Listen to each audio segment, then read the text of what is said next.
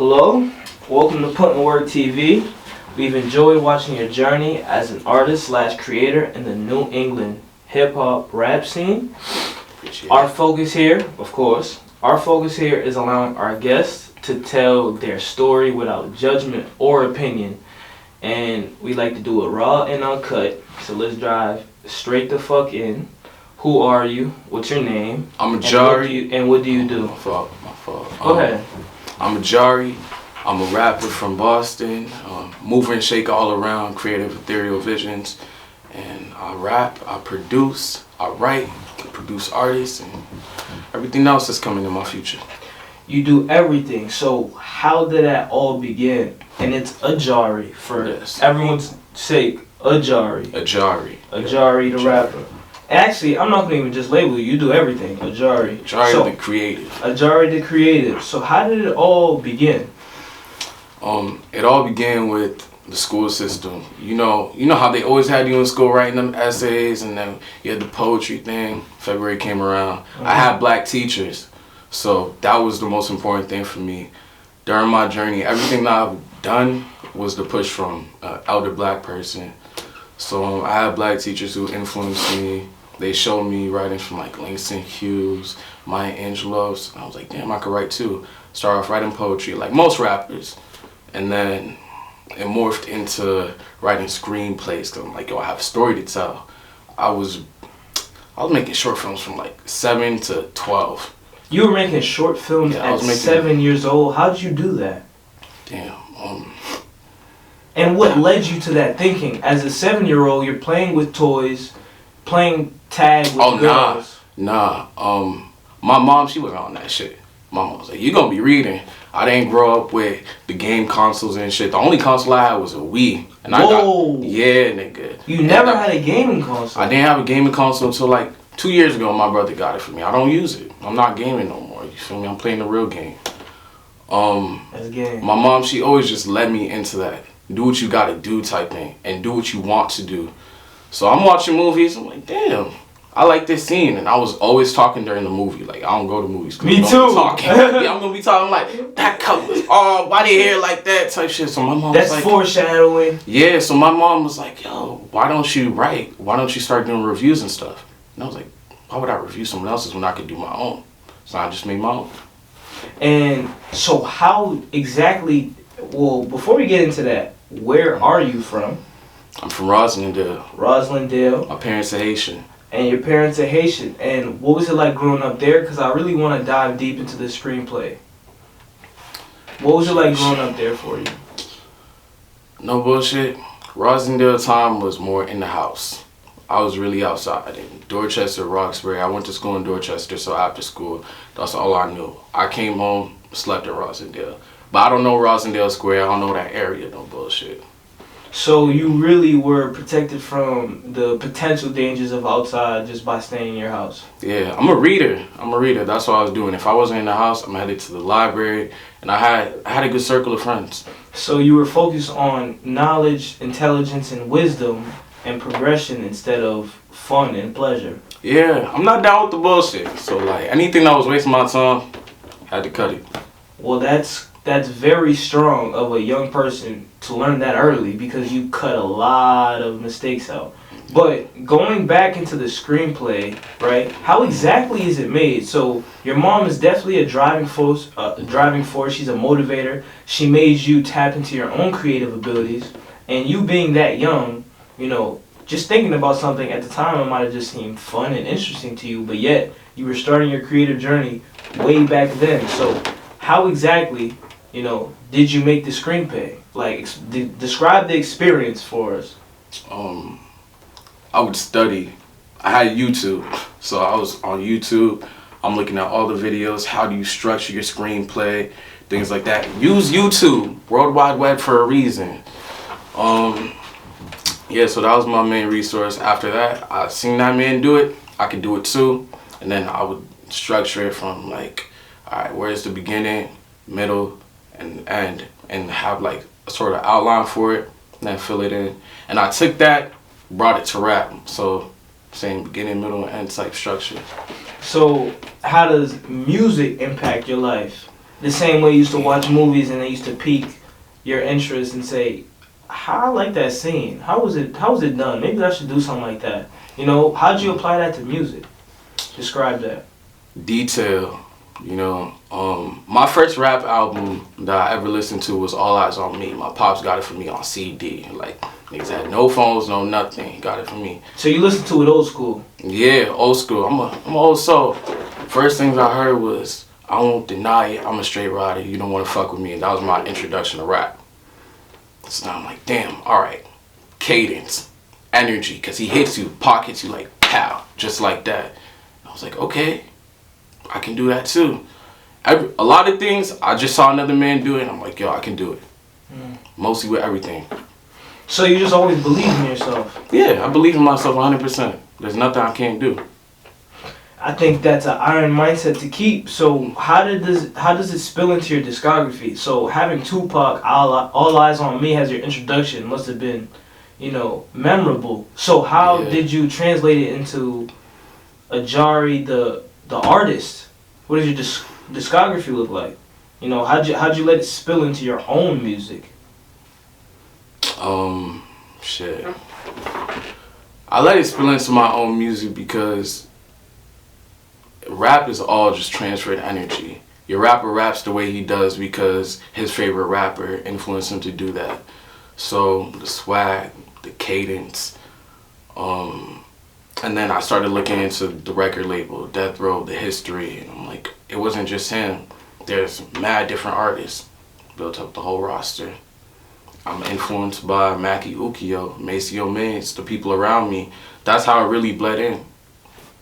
Yeah. So it was having a environment and people that were involved in the same field as you that were also participating in their own creative endeavors that made you always want to... I didn't really start rapping and recording until Ajary of the Black Cotton Club introduced me to that. She would drive me around. That was my first teacher, Forever Love You.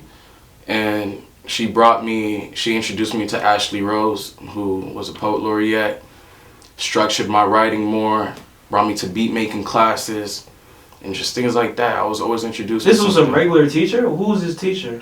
Ajary, she runs the Black Cotton Club. And what is the Black Cotton Club for those who don't know? They have monthly jam sessions, and it's curation for all people, but black people coming together, leave your cool at the door, and just vibe out, feel that love, feel the music and spoken word and everything. So yeah, space for black people. And what do you try to give your audience with your music? Like, do you want them to leave knowing that Ajary has the ability to express himself in an articulate way? He has the ability to send his manifestations out with charged energy through words and hard verses. What do you try to give them? You just try to show them that, you know what, I'm myself and I'm different. Honestly, I wanna be a model for other people that come behind me by just being myself. I feel like leading by example is always the best way to go.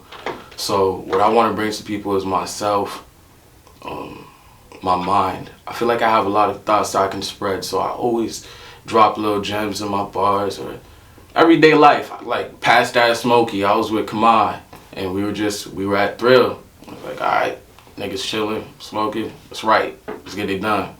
Just like that. But even that song, it's called Past That Smokey, but it's like, past the smoke, I'm here. I started off, one day if I really got this shit, all they gas in me. You feel me? So I'm already starting. Yeah, exactly. But with the song, I'm like, yo, step, get a press kit, so the next best shit is a chest hit. That's what started all this. He said, you gotta get a press kit together. You gotta get the clothes together. I had people guiding me along the way. So yeah. I think that was very interesting what you just did. You just incorporated a real life situation, but made it relate to the meaning and the name of the song so that it's almost double and triple and quadruple entendres to the point where it's like you have to really kind of almost be there to know what I'm saying, but you can still get it if you piece it together through lyricism. This shit will transcend time. I know that. So when people look back in 20 years, people now, they're like, Steph, who's Steph? In 20 years, you're going to know Thrill. You're going to know Put In Work. You're going to know me for sure. you're gonna look back at that lyric like, damn, they were together since then. Everyone was working on something. So that's what I do it for. I'm not really doing it for the now. I'm doing it for what's gonna come after, you know? Yeah. What is your process? You know, how do you create? Because every time you create, you have to tap into a different part of yourself depending on your mood and your circumstance and whatever situation you may find yourself in. And also, you leave the studio with a lesson. You know, the first week or the first month or the first year you start recording, you're learning so much extensively, repeatedly, continuously. Yeah. And you end up building tolerance for it because you understand what it is you need to create music. So would you learn from it, and how do you do it? Damn. Get it done by any means. I'll be... Get what done? The writing. Get the writing done by any means. The writing is the most important part. I always write my things down on paper. Even in my coat. If I can't bring my notebook, I have to have something to write on. Show them the notebook. What's in the notebook? I got this from Grub Street when I was hanging with Priscilla. Yeah, that's how you go. Jajor. So what's in the book? This right here got different affirmations, things like that. Can you read us something that you enjoy in the notebook, or a rap, or whatever it is?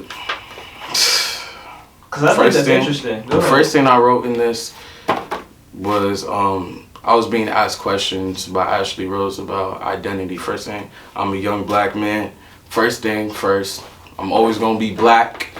That's what we pushing: black unity, black love, black ambition, and you know, just staying conscious of things. That's what I do. The notebook just helps me stay conscious and write it down because it's not always gonna stay up here. Or I freestyle songs and put it up. Feel me? Like okay. It has to come out somehow. And when did freestyling start for you? I went to public school. Man. Lunch roll table, that's what we were doing. We were banging on them desks. I was freestyling since like first grade.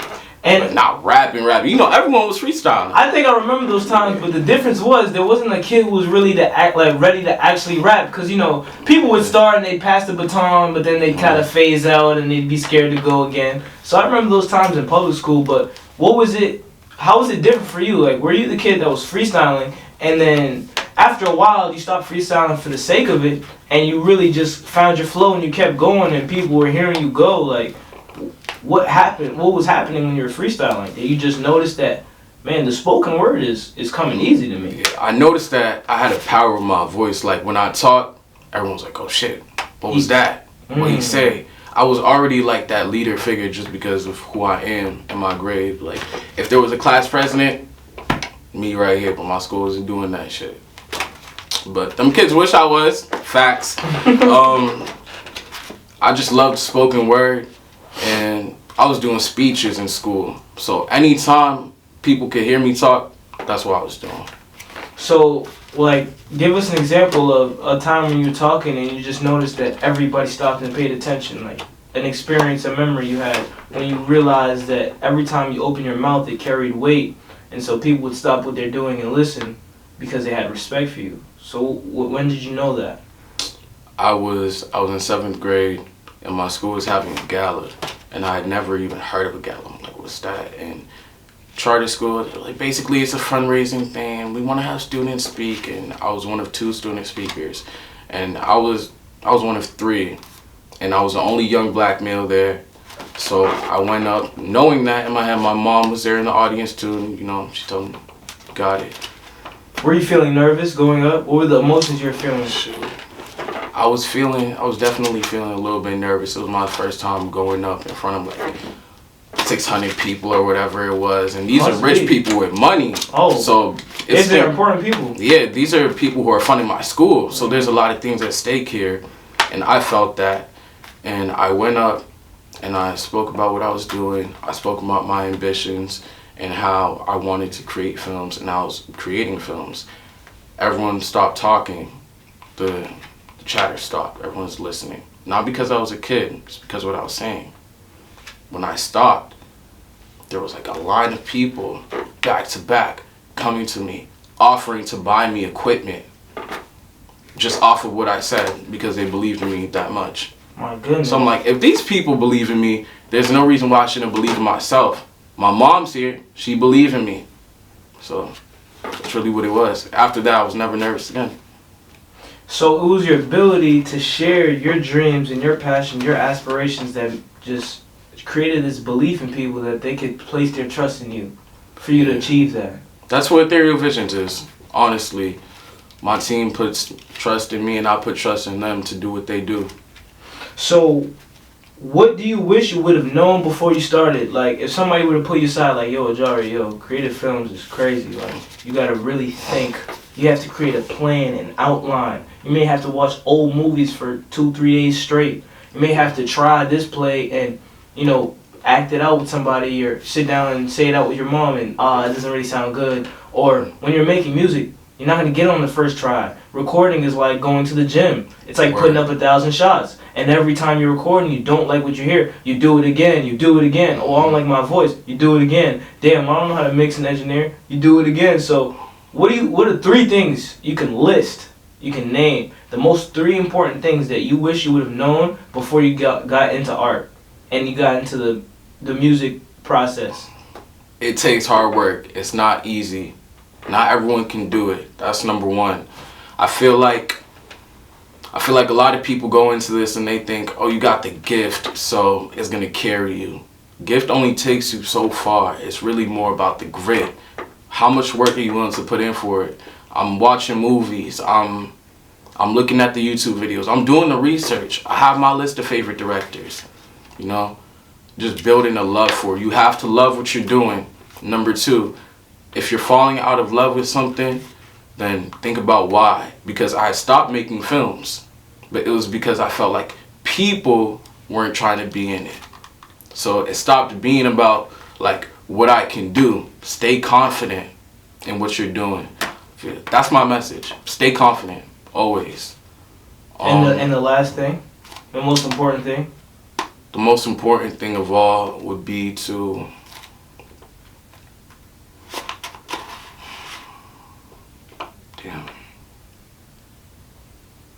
It's a loaded question. Because art is, don't sacrifice your art. Don't conform. Don't conform for nobody. They not gonna put the money in your pocket. You put the money in your pocket. You generate that. Don't conform.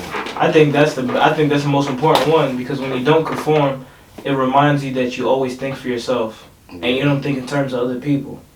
And art is thinking for yourself and showcasing that. So once you allow someone else to, you know, put that in your ear, put whatever word it is, like you can't do it, or you should do it like this, blah, blah, blah. It's tainted. It's tainted. It's not pure anymore. You gotta keep it pure and keep it you.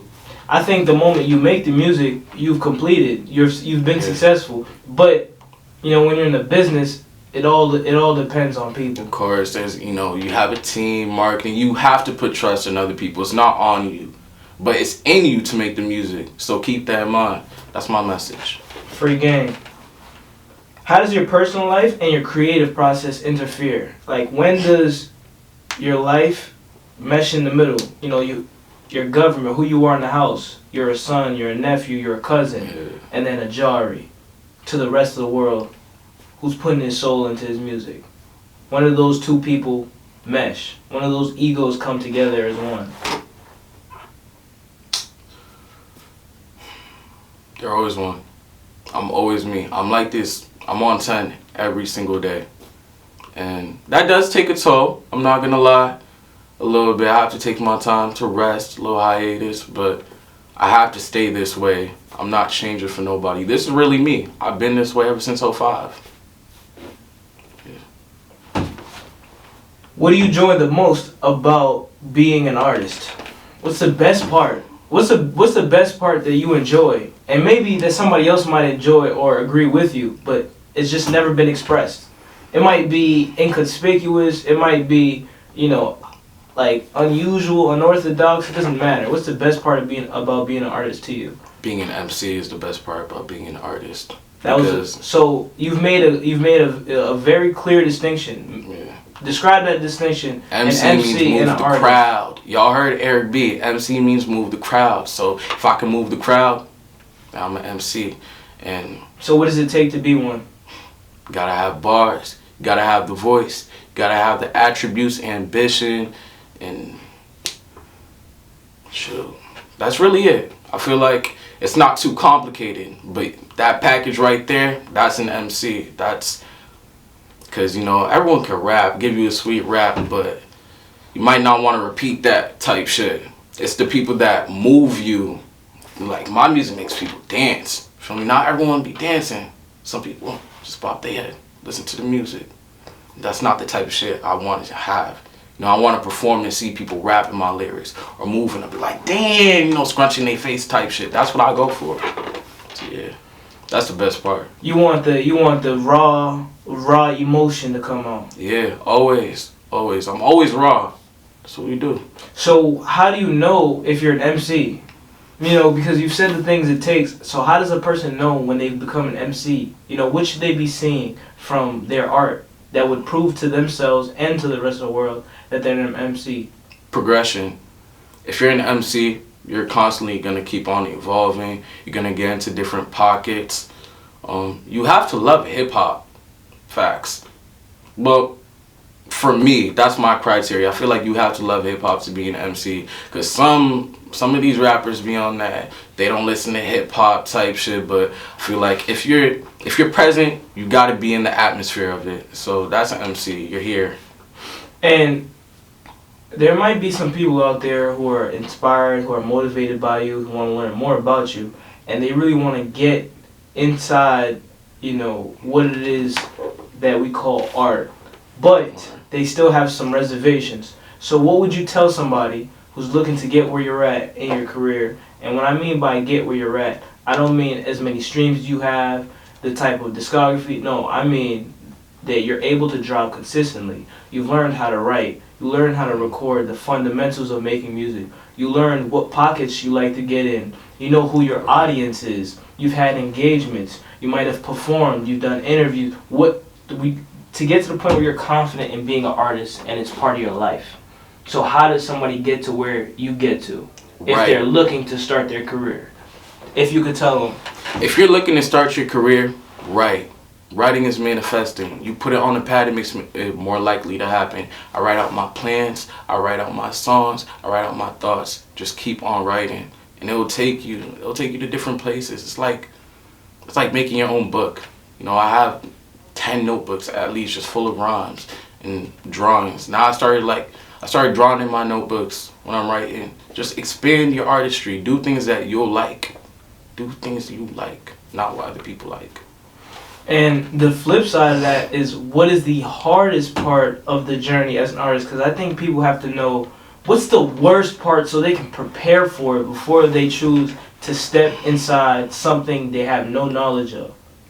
The hardest part is when things don't go your way. Just like everything else in life, now it's just about how are you going to maneuver that. It's all about how you maneuver. The hardest part for me as an artist was like having unsuccessful drops and things like that. But then I was like, all right, what can I do to make it better? Got a marketing team now. Now my drops won't be unsuccessful because there's a push behind it. There's a method. Build your methods. Your methods are going to save you. What do you tell an artist that is addicted to getting the amount of streams they got for a big song once? What do you tell an artist who has so much doubt and fear before they drop a song that could really be a hit, but they're just so unsure of it themselves? They know other people aren't gonna fuck with it in their head. And what do you tell those people? How do they combat that? How do they get over that? Were all those people next to you when you were making that song? When you had that thought that influenced that whole song, that moment, were they in your head? Nah, keep them out. Keep them niggas out your head, for real. How important is that? That's the most important thing to me. I don't let nobody influence my thought in a way that will change it to something negative. Once you allow that shit to happen, it's you that allowed it to happen. Because they're always going to keep on trying. People are always going to, you know, what you doing, a little rap group, you know, people will say that Trying to get you to suppress yourself. Yeah, they'll try and get you to suppress yourself on some crazy shit. But people don't understand greatness sometimes. So keep that. You great.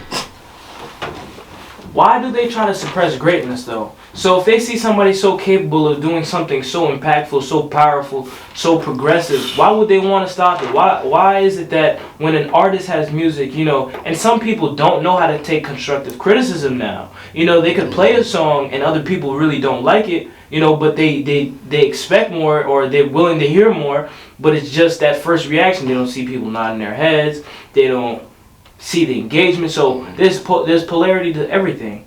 What do you tell the people who constantly look for that good hit and they look for validation everywhere? Like, people, they're not gonna like this. It's not as big as this song. And also, what do you tell the people that don't understand that they have to work to progress? They can't stay at the same place they started with their music. They can't do the same sounds forever. They can't expect the same type of engagement forever. What do you say to those two sides of people? To the sides of people who are going to always looking for that hit, always looking for the same amount of engagement from people, make it happen. That's me. If you want something, go for it. Stop complaining. Not everyone's gonna like your shit. Make better music. Make better music. You can. You can if you're a real artist, unless you're making it for them. Like, ask yourself the question, are you making the art for you or for the people? And that will change your whole path. And what should they be doing? For the people or for themselves? For themselves. Art is healing, art is therapy, art is new thoughts being pushed. That's life. That's the life force for me, to be honest. Once you do it for people, you allow way too many people in your space. They're taking energy. What I do with my art, it's like a fountain. The fountain just keeps on flowing. Feel me? But I'm not about to have people coming with their jugs and Scooping water out. Scooping water and shit. Nah. Look at this. See how beautiful it is. See that? See how it flows? And so appreciate that. Just appreciate how the water flows. For those who don't want water, they can go about their day. Exactly. You can go about your day because it's not going to affect me. But some people, you know, they feel like they're the attraction, for using the same analogy with the fountain. Damn, the fountain's so beautiful. My water's crystal clear. I want them to want that water. I just want people to appreciate how clear it is. That's how I'm going about my shit. It's for me. It's not for you. It's for me. That distinction is critical, isn't it? Yeah. Because you'll lose yourself quick, especially once you start moving up. Like, I just had my first sold out show, and it was at my house. I'm like, damn, I just had all these white kids in my basement rapping lyrics saying they bossed up niggas. Who's it for? Me or them? So some shit I'm still like, I'm dealing with in my life. It's not like, oh, I'm this super all got it together guy, but I'm gonna just keep on moving. Yeah. How do you lose yourself in music? What happens to you? Yo, bro, that verse was weak. That shit. Or, I never got told my verse was weak before, but man, that song's cool. But that person just didn't like the style.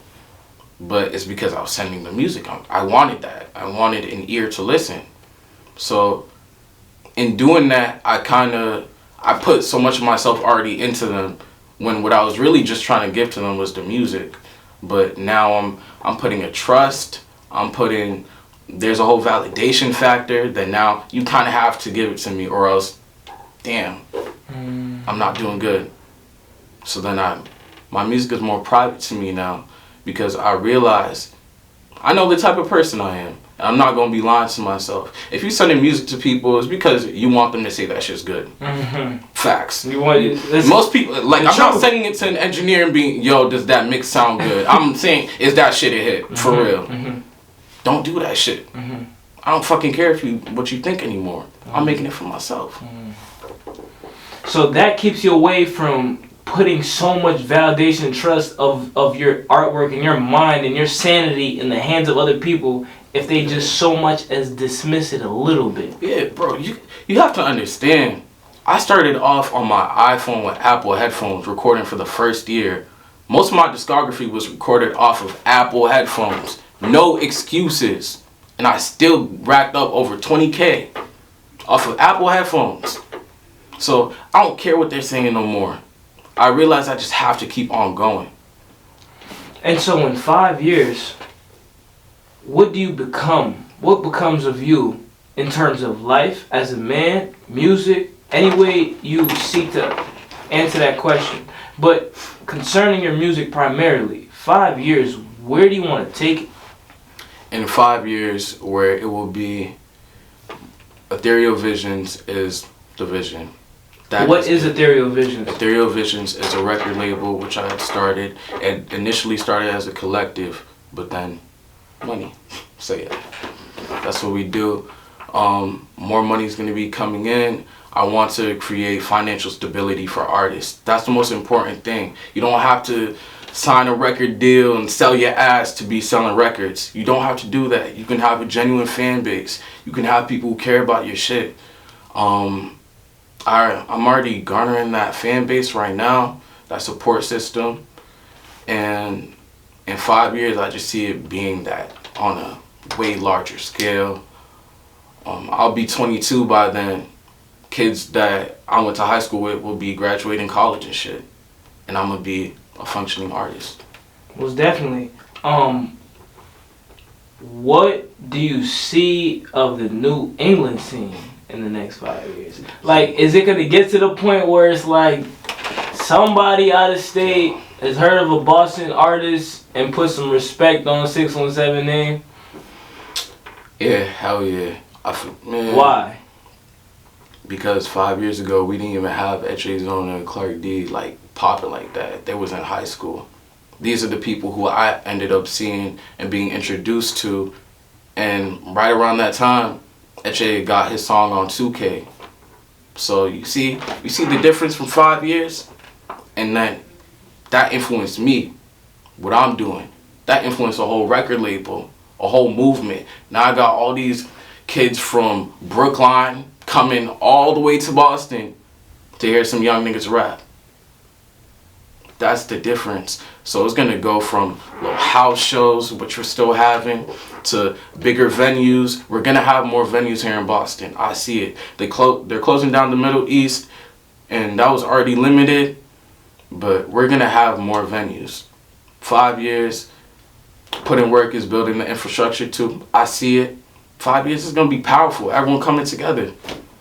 If we can all come together, then she'll be good. The issue was the divide. Even in Roxbury with the sound, like when I first got into the music industry. Yeah, explain that. Explain that divide? You know, you have your artistic side, like the Most High Kingdom, and they have a certain sound, and then you got the real street niggas, but they still from Roxbury type shit. But they don't have the same opportunities, like where you'll see these artists performing at shows, or I'll see Najee at Nubian Gallery or whatever, or performing on stage over the summer. I'll never be able to see the hood niggas be rapping.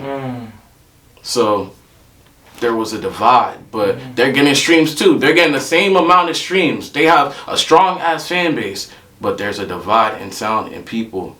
And that's what's fucking up the whole scene.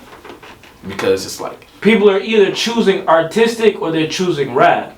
Yeah, basically. And then it's like, I don't know. Not those artists specifically feel like they hide. Like Most High Kingdom's not on that. They give back. They influence artists. They love the community. But there's definitely some people in the artsy side of the hip hop scene, which I'm a part of, that be feeling like they holier than thou. They way better than them drill niggas, them street niggas. We all spitters though. We all supposed to come together, and we all black. Who's gonna have us if we don't have us? You feel me? Right. So it's that competition that makes us compete against each other. Like the competition is what divides us so much, because it's an illusion of competition. It is. I can't compete with my brother. I want for my brother what I want for myself. That's how we should be going about this. And that's how I go about my life. That's just a principle my dad taught me. And I feel like we're too old for this shit. This shit's been going on for way too long. Like, we've been trying to break this barrier for like 10 years. R.I.P. Hefe Replay. R.I.P. Most definitely, bro. That's an important message. R.I.P. Hefe Replay. And the last question I have for you today is, what are your intentions with your career? what are your intentions? My intentions with my career are pure. I feel like all I want to do is just light the way. I'm not gonna be like, yo, I wanna be the biggest artist. I wanna be signed. I just want to show you can do it too, because I did it. That's it.